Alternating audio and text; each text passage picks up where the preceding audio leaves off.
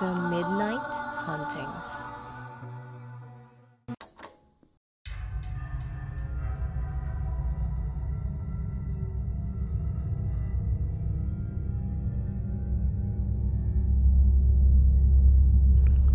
Magandang araw mga ka-Midnight. Ako si Blue. Ang kwentong ito ay ipinadala ng isa nating tagapakinig. At ito ay tungkol sa isang babae na gumawa ng maikling dokumentaryo tungkol sa isang pugot na ulo ng pari. Kung saan kumitil daw ito ng buhay ng ilang estudyante sa isang paaralan. Kilala ang isang paaralan sa pagkakaroon ng striktong patakaran na bawal manatili sa loob nito tuwing gabi. Kaya naman, walang mga overnight na activities at events sa school na iyon. Nag-umpisa ito ilang taon nang nakakaraan nang may estudyanteng mamatay dito. Ako nga pala si Cherry at ako ay nag-iimbestiga sa isang paaralan para gawan ng maikling dokumentaryo ang mga kaganapan dito. Isa akong college student at project namin ang investigative documentary at ang aking napili ay ang kakaibang pangyayari sa paaralan na iyon. Napag-alaman kong nabalita pa sa dyaryo ang pagkamatay ng isa sa 4 na estudyanteng nanatili sa paaralan noong gabing nangyari ang sakuna. Tumalon daw ang estudyante kaya ito namatay at itinago ng paaralan ang tunay na rason ayon sa mga nakasama nitong estudyante. Naglalaro daw sila ng Spirit of the Glass noong gabing iyon at may nakita daw silang pugot na ulo. At sa takot ay napatalon ang kasama nila palabas ng building. Ayon sa isang estudyante, may itinatago daw ang paaralan dahil may kwartong bawal daw puntahan at kinakatakutan ng lahat. Naisipan kong pasukin ang paaralan nang walang nakakaalam at pumuslit ako para hindi mahuli ng mga gwardya. Naisip kong mas madaragdagan ng mataas na puntos ang aking project kapag nakakuha ako ng magandang impormasyon sa aking documentary. Aking hinanap ang sinasabi nilang pinagbabawal na kwarto. Alam daw ng lahat ng estudyante na dapat iwasan ang kwartong iyon. At sinasabi rin ng mga tagalinis doon na kahit sila ay bawal pumasok para linisin lamang iyon. Doon daw kasi nagpapakita ang pari. Hindi alam ng mga tao sa paaralan kung ano ang pinagmulan at kung saan nanggaling ang kaluluwa ng pugot na ulo ng paring nagpapakita. May mga nagsasabi na dati daw libingan ang paaralan, ngunit ang iba naman ay naniniwalang hindi totoo ang nagpapakita rito. Habang naglalakad ako, ay nakita ko ang kwarto. Unang tingin pa lamang ay alam mo nang hindi ginagalaw ito at maalikabok sa parting iyon ng building. Naisip kong buksan ito. Nakakapagtakang hindi ito nakakandado. Pagpasok ko sa loob, nakakapagtaka ulit na may mga bagong gamit ito. Isa na rito ay ang article sa dyaryo tungkol sa estudyanteng namatay.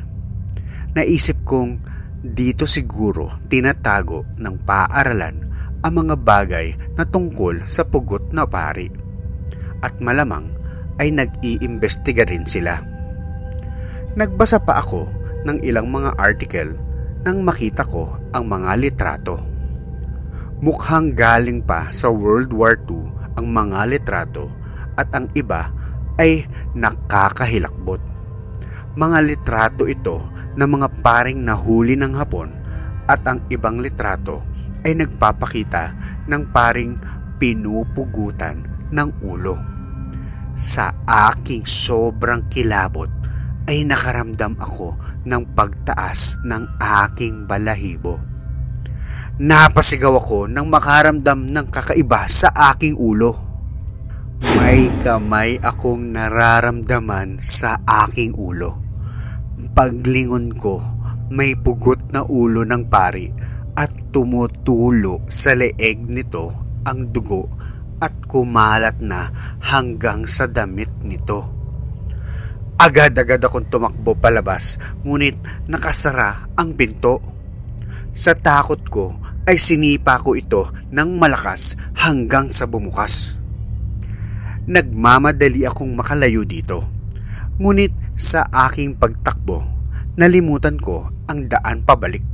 Dahil hindi ako pamilyar sa paaralan, naisip kong kailangan ko din makakuha ng mga litrato para idagdag itong katibayan sa aking nakita sa paaralan. Kahit takot, napagdesisyonan kong libutin pa ang paaralan para mabalikan ang kwartong iyon. Inisip ko munang maigi na tandaan ang aking dadaanan para mabilis din akong makaalis palabas. Habang naglalakad ay inalala ko ang mga nakita kong mga impormasyon.